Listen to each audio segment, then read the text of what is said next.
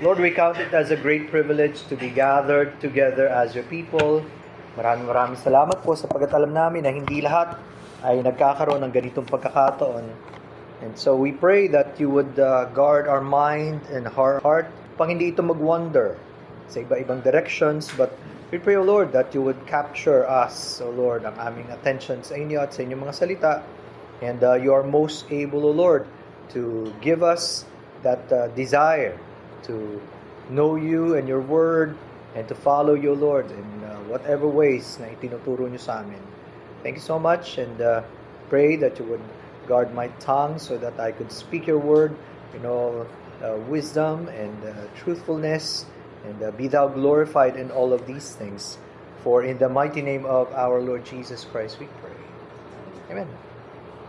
Ang title po ng ating pag-aaral sa apong ito ay Wasted Privileges.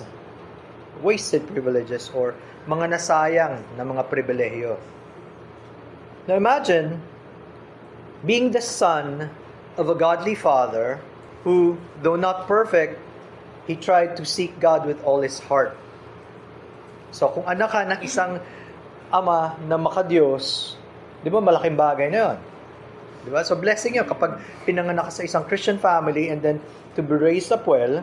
And then later on, hindi lang sa nanatili ka just like your parents, pero you excelled even in wisdom, in wealth, and privileges.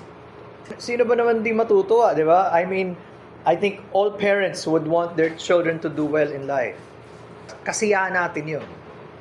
And alam natin, there are so many people who were born into privilege. Di ba? Bakit ganun na lang outrage ng sa social media nung nakita nila yung mga tinatawag na nepo babies? Sabi ko nga sa mga anak natin, wala tayong kinalaman dyan. That's apelido.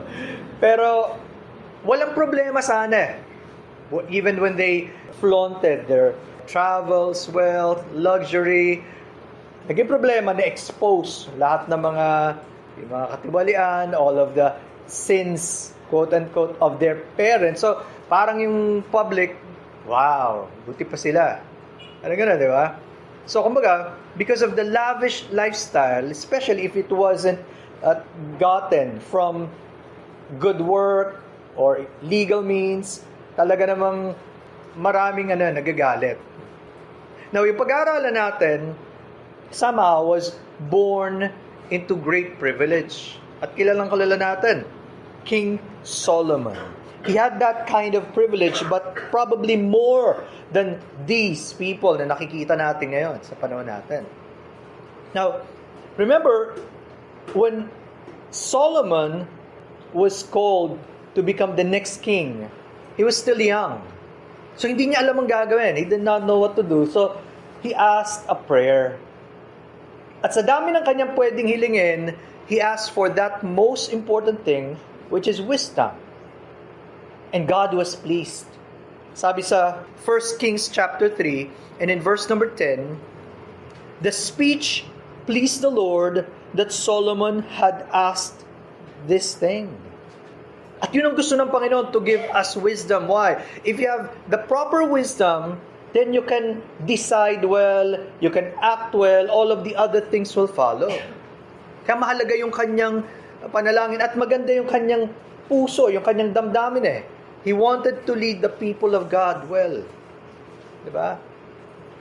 So, sabi dun sa verses 12 and 13 of the same chapter, God said, "Behold, I have done according to your words. See, I have given you a wise and understanding heart." So God answered this prayer.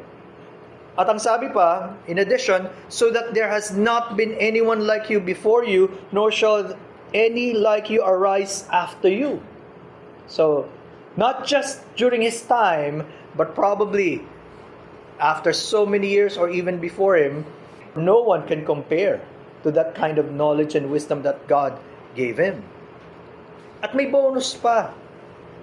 Dahil ang kanyang prayer ay maganda, it was pure, and he wanted the best that God wants, sabi sa 13, and I have also given you what you have not asked, both riches and honor, so that there shall not be anyone like you among the kings all your days.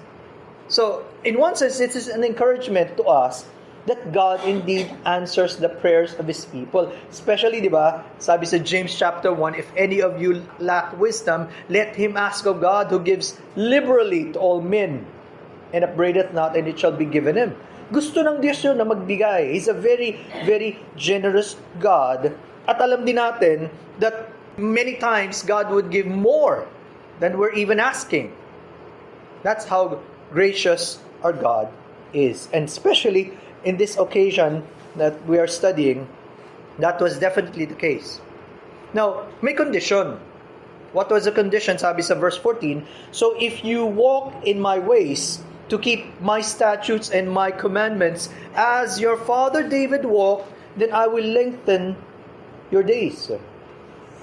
So remember, among the kings, especially the kings of Judah, probably the kings of both Judah and Israel, naging standard of righteousness and godliness si King David. At ang sabi ng Panginoon, if you'll just keep my statutes and commandments and walk in my ways, just like your father David did. David was in no way perfect. He had his sins, but his heart was for God. He was called as a man after God's own heart. So God promised He will lengthen Solomon's days. Alam natin, the first few years of Solomon's life, we don't know exactly how long, pero Solomon did very well. Di ba? Tinake niya to seriously and he began to reign well. Pinagpala siya ng Diyos. In fact, para magamit siya ng Panginoon to prepare for the temple and to build the temple, God gave him peace. Si David was a man of war, pero siya, during his time, he experienced great peace. Now, again, very telling yung 1 Kings 10:23 na binabanggit, so King Solomon surpassed all the kings of the earth in riches and wisdom. God fulfilled His promise. And kung tutuusin, what a great blessing and privilege that is. Why? He can do so much more, probably than any man could, as long as he would use the riches and wisdom God gave him properly. Pag ginamit niya ng tama, marami siyang magagawang kabutihan. But what happened?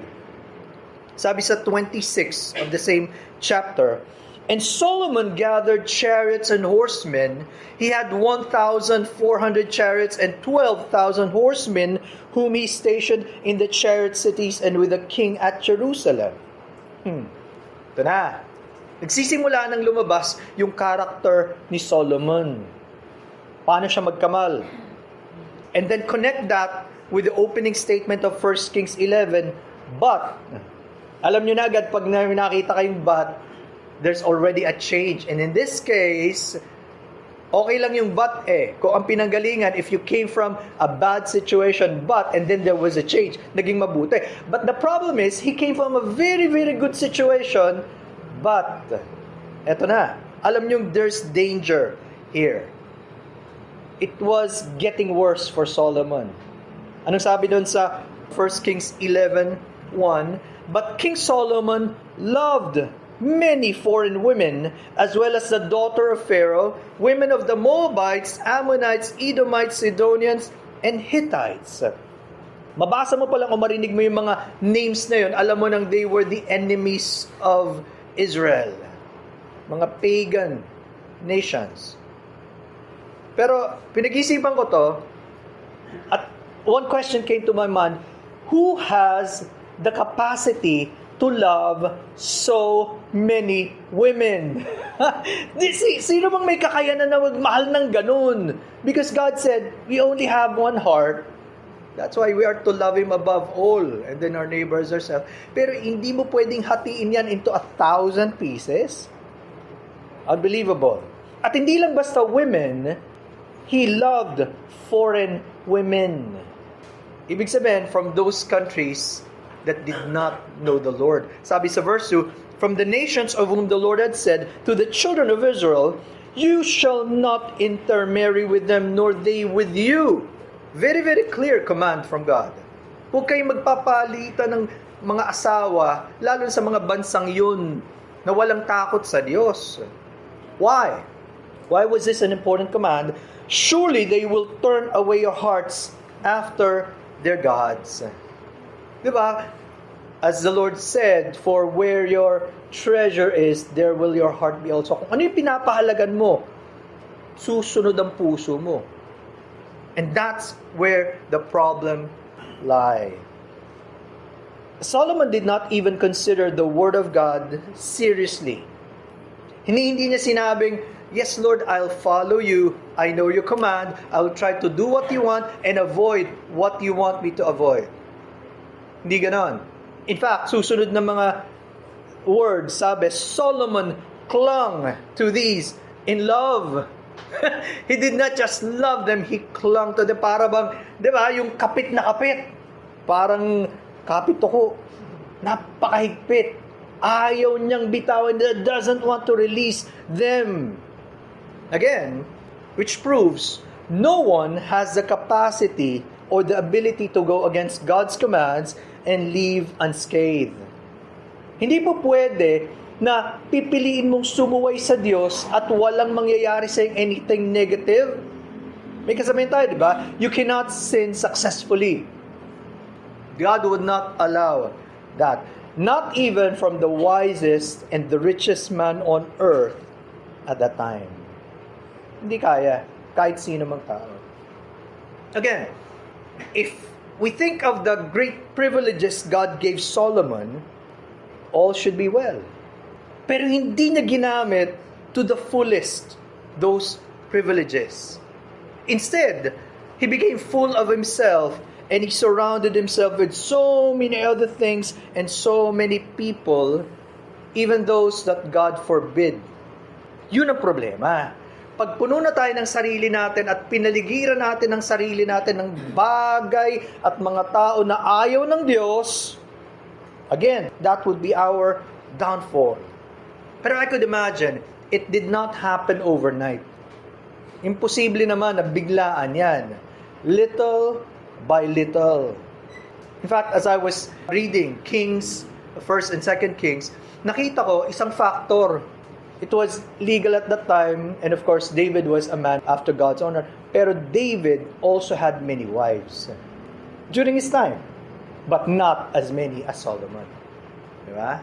He never probably imagined that would happen to his son. So it was not overnight. And naisip ko, imagine, he wrote the books of Song of Solomon, Proverbs, Ecclesiastes, at different stages of his life. Sabi nga daw ng rabbinic tradition, Solomon wrote Song of Solomon at a young age, Proverbs at the middle, and Ecclesiastes as an older man. Possible. Though wala tayong proof, at some commentators would disagree with this arrangement, but at that particular time, God gave him wisdom So he used that. In fact, thousands of proverbs daw ang ginawa ni Solomon. So hindi nakakapagtaka. It was actually a compilation. It did not occur at one time within so many years. Naipon yan. And you could see the ideal kind of love that he had in Song of Solomon. When someone can love affectionately like that, wow, ang sarap nun. Probably nga, younger years niya. And then later, pag nakita niyo Ecclesiastes, vanity of vanities, all is vanity. Di ba? Tapos nakita niya, walang kabulan. He tried everything, but nothing would satisfy. So pwede nga sa katandaan niya na at his old age, that can happen. Alam niyo yung kasabihan, di ba? Pag sinabing hindsight is 2020. Hindsight means looking back, and then of course 2020 would be normal vision na wala kang salamin, you can see clearly. So meaning, things become clearer after they happen. Nagiging malinaw siya, and then parang in retrospect, you begin to think, oo nga no, sana ito sinabi ko, ginawa ko. Nagiging malinaw siya. And all of us have that kind of experience. Salamat kung matututo tayo for that. But even when people say experience is the best teacher, sometimes it's not always true. In fact, someone said, experience may be the best teacher, but the tuition fee is so high. Totoo naman, di ba? Pag gusto mong maranasan lahat ng bagay, delikado ka dyan. Kailangan mo pa bang mag-take ng drugs to know drugs is harmful to the body?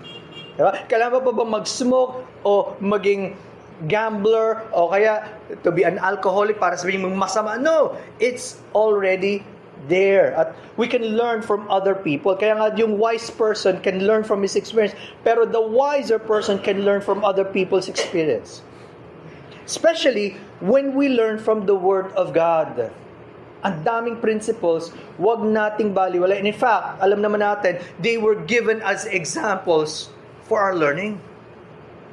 Are we taking heed? Hindi na sila natuto, anong gagawin natin?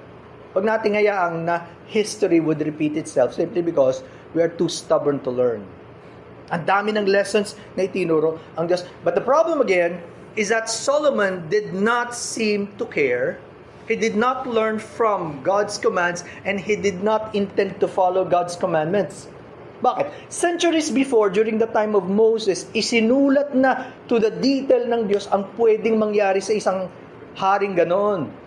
Notice the words sa Deuteronomy chapter 17. Tingnan niyo, napaka-clear. Deuteronomy 17, 16, and 17. Wala pa silang hari nito. They did not even have a king at this time. Pero centuries before Solomon, sabi doon, about their future king, but he shall not multiply horses for himself, nor cause the people to return to Egypt to multiply horses. For the Lord has said to you, you shall not return that way again. Verse 17, neither shall he multiply wives for himself, lest his heart turn away, nor shall he greatly multiply silver and gold for himself. One commentator said, Solomon was notorious for breaking God's laws. To the detail. Para mang it was speaking to him, pero he did not pay attention. Talamak yung pagsuway niya, if we have that term in Filipino. Now, notice yung emphasis dun sa leader and his effort. Sabi dun, he shall not. Ibig sabihin, it takes a leader who desires, and it's not just a leader, tayo, even ordinary people, meron tayong part. What do we desire and what do we pursue? At doon pinapakita yung kanyang great desire and effort to multiply these things. Parang walang satisfaction eh.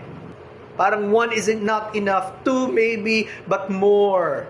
Di ba? Kaya nga sabi nila, pag yung mayaman, when people get rich, they want more. Horses would represent military might. Alam nyo naman, sa panahon yon, compared to foot soldiers, di ba? Yung mga lumalaban lang, na naglalakad, tumatakbo, horses would serve as great way for victory. Kaya pag meron kang chariots, that would be a very good advantage. At notice, ang sabi doon, even the leader should not be the cause for people to return to Egypt to multiply horses. Huwag siya maging dahilan para bumalik ang tao sa Egypt para dumami. Kasi siguro doon nakukuha yung maraming horses. In fact, nag-import pa si Solomon ng maraming horses. Alam natin, Egypt represents the world. And again, it's ungodly philosophies. So, wag maging dahilan ang leader para yung mga ordinary people would decide to go far from God and pursue worldly ways. As leaders in our own rights, iba-iba tayo. You're leading your family, you're leading a small group, you're leading someone. And someone is following you. Dapat tayo yung pwedeng nilang sundan, and then honestly we can say, Lord, salamat sa inyong biyaya. Sabi nga ni Paul, di ba? Follow me as I follow Christ. Dapat ganon. And then of course, wives would represent physical indulgence and personal status. Masarap mag-asawa sa may asawa. Now, ang problem is that sobra yung indulgence niya. Di ka makontain ng isa? Sabi ko nga, marahil Song of Solomon, he enjoyed that. Still. But not when he decided to multiply. And remember, bakit personal status ang pinag-uusapan? Because usually when you marry, especially like a princess, kasama dyan yung treaty with kingdoms and kings. So nakikipag-alliance ka sa kanila. There's an alliance there. So, and then you become stronger. Ang problem, sinasabi nga ng Diyos, hindi dyan ang lakas mo manggagaling. Kung hindi sa military might and not even with your connections with kings, wag mong gagamitin yun. Kasi sa panahon yun, that was very common. In fact, ang mga kings nga daw may harem. Sobrang dami talagang babae. Natural sa kanila yun. Again, probably because of the lust and connection. Silver and gold, of course, would represent personal wealth. In fact, sa panahon ni Solomon, there was so much silver, pangtapa lang nila sa lubak ng daan. It was only to fill the holes sa road. No, not much use of silver, kaya he had so much gold. And sabi nga nila, yung temple, it was shining. So much gold. Lalang sa kanya yun. Again, I'm sure Solomon read or heard about Deuteronomy 17. Sigurado yan. Diba? Lumaki siya under somehow. Don't know kung naturuan siya ni David. Pero after a godly man, tapos it was there for many years. Pero ito, imagine, pwedeng dumating yung point, he started deceiving himself into thinking, but how much does the word multiply mean?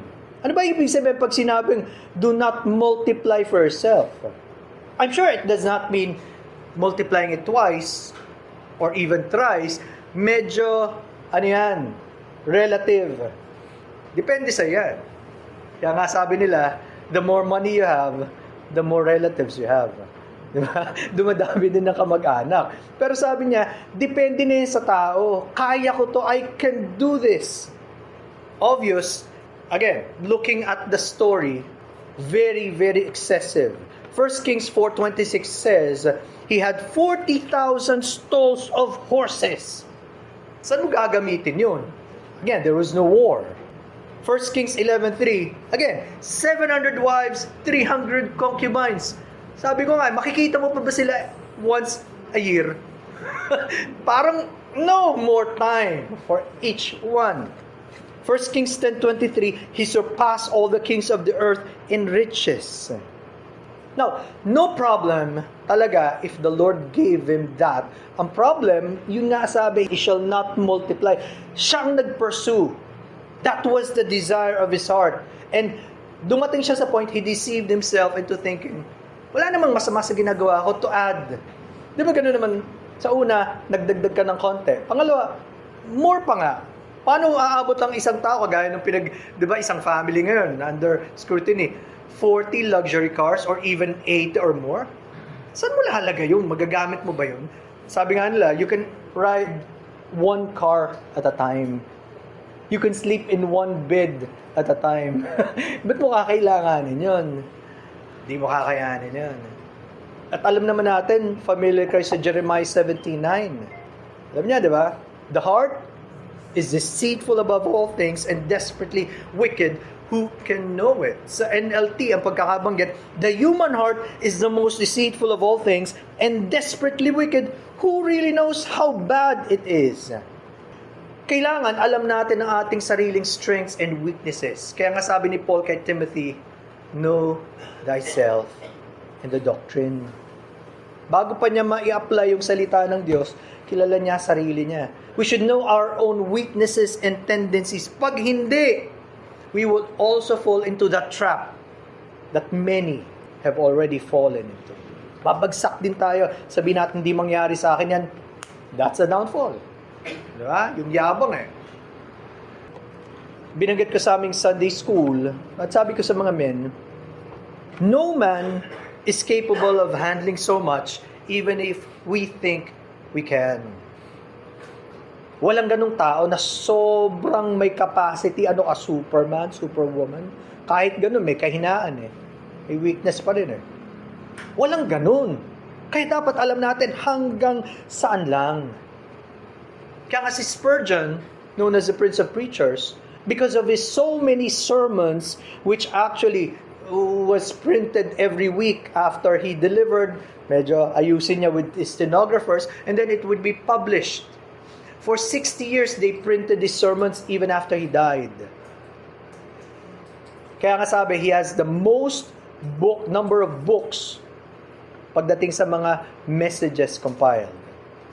Pero alam ni Spurgeon, yung capacity niya, kaya sabi niya, he could have been a multimillionaire, even in our standards, Pero sabi niya, I don't want that. So, most of his wealth went to orphanages, sa mga poor, anything where it can be used.